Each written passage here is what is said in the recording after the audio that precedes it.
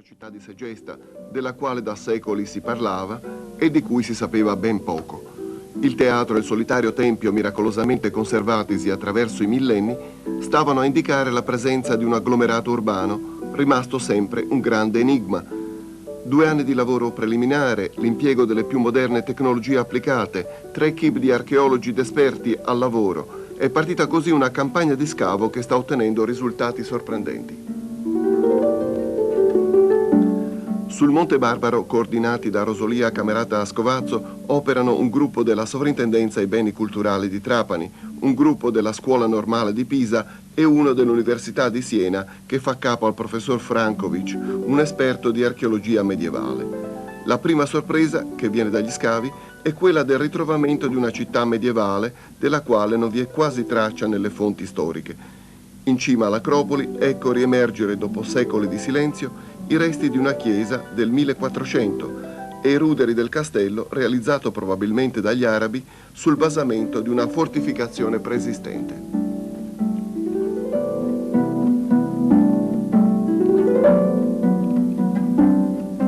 Ovunque si scavi, gli archeologi trovano come primo strato tracce di abitazioni o comunque del centro medievale, con ampio riutilizzo di materiale di epoche precedenti.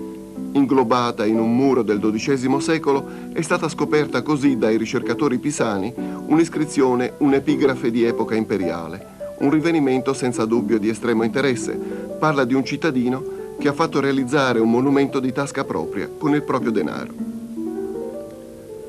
L'equipe della Scuola Normale di Pisa opera in 2 aree collegate tra loro nei pressi del teatro. Al di sotto dell'insediamento medievale, una sistemazione del periodo augusteo e quindi un terrazzamento di età ellenistica. Nessuna traccia ancora degli Elimi o Elimi, secondo l'accezione greca, del popolo misterioso che sarebbe di origine anatolica o, secondo Tucidide, di stirpe troiana.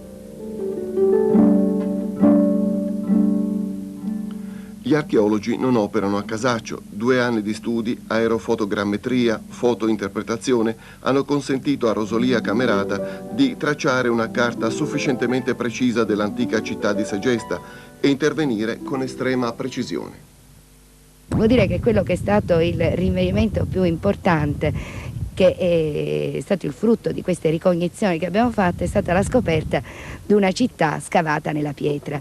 Tutta la collina di Monte Barbaro, i 2 pizzi, la sella che li separa e le sue pendici sono piene di un abitato interamente scavato nella roccia. È ovvio che questo abitato, questi scavi, questi tagli, inizialmente usati come cava, vennero poi sfruttati per abitazione. Anche l'informatica viene in aiuto dell'archeologia. Dati, grafici, informazioni sui reperti vengono forniti a un computer. Costituisce una precisa e preziosa banca che è sempre possibile consultare per risolvere dubbi o interrogativi. Una campagna di scavo moderna e aggiornata, insomma, la prima del genere compiuta in Sicilia. È in grado di cominciare a diradare le ombre che gravano su Segesta, la città che la leggenda vuole fosse tanto cara ad Enea.